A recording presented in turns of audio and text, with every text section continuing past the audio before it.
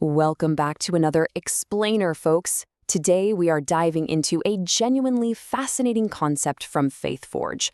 We're going to unpack the deep, life-altering psychological and spiritual shifts that actually happen when someone completely places their trust in God.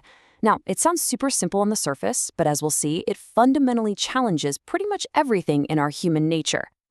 Let's just start right off the bat by challenging our innate human desire for certainty with this massive question. What actually happens when you stop trying to micromanage everything? Think about letting go of our plans, our fears, our entire future. Most of us say we trust a higher power, sure, but when things get blurry, fear usually takes the wheel. So let's explore what actual total surrender looks like. Here's our roadmap for today. We'll hit the challenge of surrender, internal peace and releasing control, reframing trials and the future, action and outcomes, and finally, we'll look at the daily practice. All right, Section 1, the challenge of surrender and our human instinct for certainty. Look, giving up control is incredibly difficult, mostly because we naturally hardwire control to mean safety. We usually react to uncertainty by worrying, overthinking, and trying to just muscle our way to a result, which, let's be honest, is completely exhausting. But making that spiritual shift, it replaces all that exhaustion with a quiet confidence. Instead of constantly trying to predict every little outcome, you drop those heavy burdens, trusting that things are actually being worked out behind the scenes.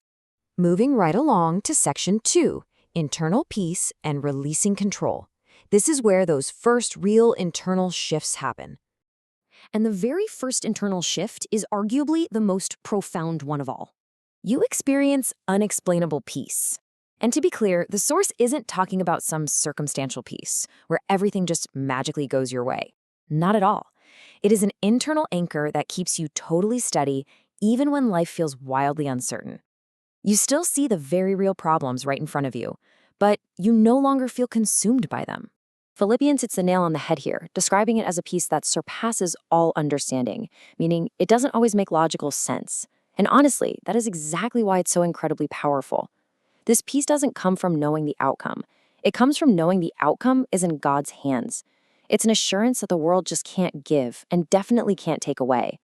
Okay, the second shift tackles what might be the absolute hardest part of this whole shebang. You let go of control. Now, hold on. Letting go doesn't mean doing absolutely nothing. It's not about just sitting back and being passive. It means doing your part while deliberately choosing to trust God with the stuff you literally cannot force. You stop chasing after things that just aren't meant for you, and by doing that, you actually become far more patient and deeply aware.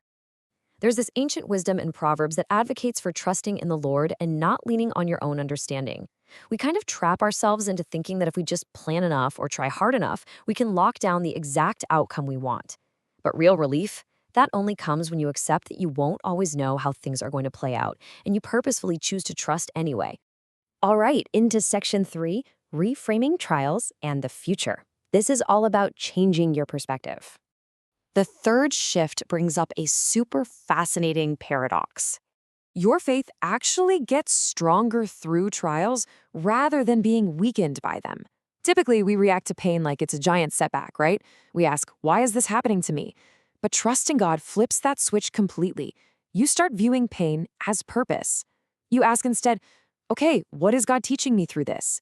The very things you used to be terrified of become the exact tools that build your perseverance and wisdom.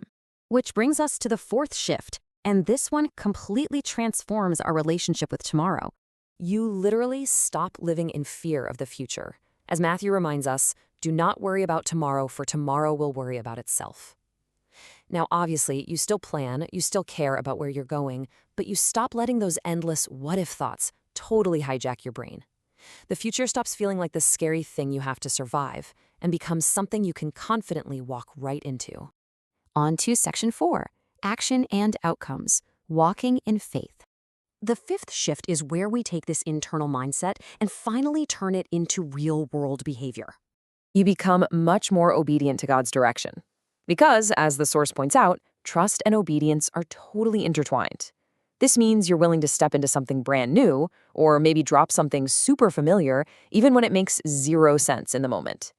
It could mean forgiving someone when it's really tough, or choosing integrity over an easy shortcut. And every single time you take that step, it strengthens your foundation of trust. And finally, the sixth point. This is the ultimate real-world outcome of this whole sequence of surrender. God is able to do immeasurably more than all we ask or think. By dropping your need to micromanage everything, you actually remove the limits. You're creating space for opportunities and open doors that go way, way beyond whatever you could have cooked up in your own imagination. When you let go, the stuff that felt impossible becomes a testament to faith, and situations start shifting in ways you could never have orchestrated yourself. Bringing it all home with Section 5, the daily practice, building that foundation. Because, this isn't some magic wand you wave once to fix everything. It's a daily, ongoing journey built on these 6 profound shifts. Finding that unexplainable peace, releasing control, building stronger faith, dropping the fear of the future, stepping into obedience, and seeing unexpected movement. Completely trusting doesn't mean your life suddenly becomes flawless, but it absolutely becomes grounded. You go from being yanked around by anxiety to living with genuine stability, clarity, and purpose. Every single time you choose to let go, you are reinforcing the foundation for whatever comes next. So ask yourself, are you ready to step into the unknown today? It is such a fascinating look at the architecture of trust. Thanks for hanging out with me on this explainer, and I really hope you're walking away with a little more peace today. Catch you in the next one.